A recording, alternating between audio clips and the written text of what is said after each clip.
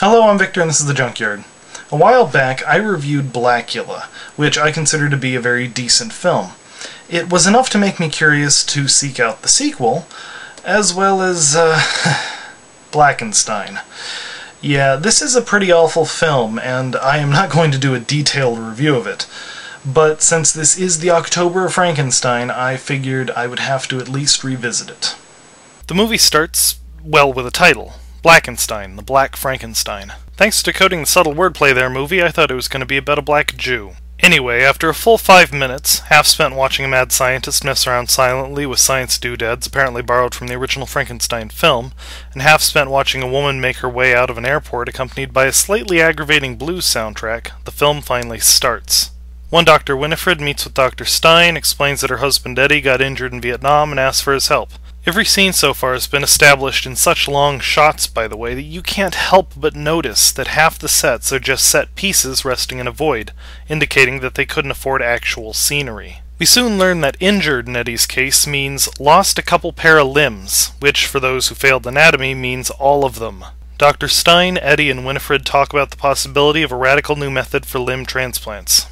Eddie's actor's performance is stiff and lifeless, which you could take to mean that he's hopeless and dead inside, but unless every other character presented is dead inside, it's probably just uniform bad acting all around.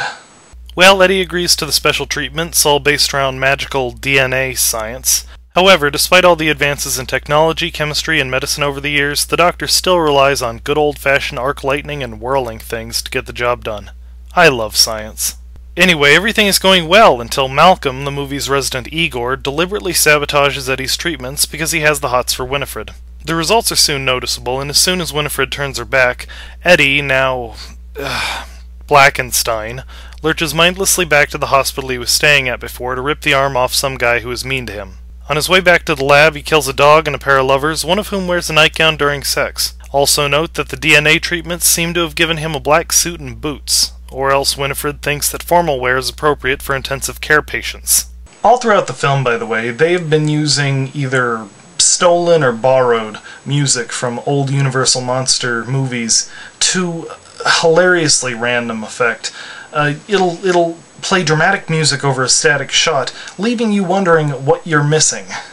As Eddie goes out, apparently unnoticed despite being huge, loud, and very slow on his nightly killing sprees, Malcolm is feeling quite proud of his work. Soon Winifred will abandon Eddie despite already sticking with him through disability and depression, and come running to me. My creepy staring has certainly won me her love. Anyway, after a scene where the police, elderly Inspector Clouseau and Metro Fro question Dr. Stein, we cut to a club where... Let me tell you what happened to me the other day. I walked into a cafe the other day and I sat down and a young lady walked up to me and she said, "Sir, I'm sorry to inform you, but we do not serve colored folks here." I say, "I'm glad to know that, young lady, because I don't eat colored folks nowhere." Really, I was sitting in a bar the other night and a guy walked in. The guy had a dog. The guy told the bartender, "Say, I want a shot of scotch for me and a shot of scotch for my dog." The guy said, "Man, we don't serve no dogs in this bar." So the guy said, "Man, this is no ordinary dog. This is a talking dog." The guy said, "Man, we don't serve no dogs in the bar." He said, "Tell him what you want." The dog said, "Man, I want a shot of scotch." The guy said, "I'll be darned." He said, "This dog can't talk. You must be a ventriloquist." He said, "Okay, I'm going in the bathroom. Dog, you tell him what you want." The dog said, "Man, you gonna give me a shot of that scotch?" The guy said, "I'll be darned." He said, "If you really can talk, here's $5. Go down to the liquor store and get me a pack of cigarettes." I love good callback, but seriously, this film did not need more padding. Even more infuriatingly, Eddie then walks right past comedian as he smokes in an alley, instead going for yet another couple. Did I mention that after he interruptus the coitus, he always chows down on the woman's entrails? Really can't begin to explain that. In any case, the police are soon on his trail. Despite having an average running speed of a quarter mile an hour, he manages to evade them. He's just in time to see Malcolm attempting what I'm sure the lab assistant's idiot mind thinks is smooth romancing, and kills him. Eddie then starts killing the other two patients in Stein's estate, then Stein himself. I love how everyone, street punk, middle-aged man, butler, elderly scientist, all try to subdue Eddie with gut punches.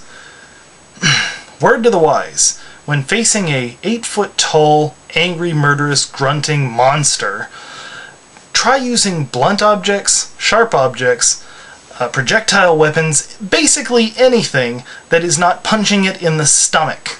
Well, he leaves Winifred alone and goes off to chase down some random woman. She's running at about 10 miles per hour, he's hustling a solid half-mile an hour, so of course he catches up to her easily.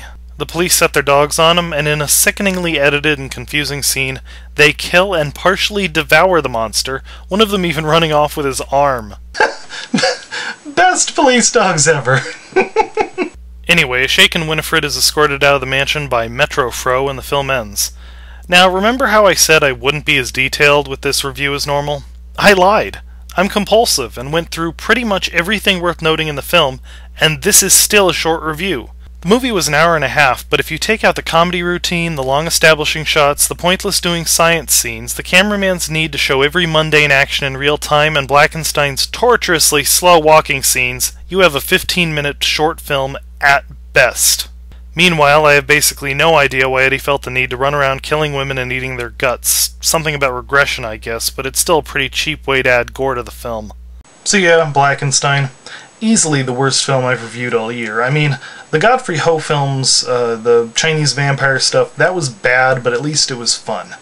Obviously, someone thought, well, they've already made a Blacula film, let's make a film called Blackenstein. Trouble is, that was the last thought they had until well after the movie was released. I don't recommend this one. So, we now have a classic cash-in, a TV movie, and a blaxploitation nightmare. What is going to close out our October of Frankenstein? Stay tuned.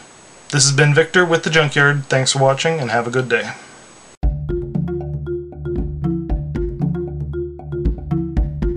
Is it sadder that they haven't made a blaxploitation werewolf film, or that I'm sad that they haven't made a blaxploitation werewolf film?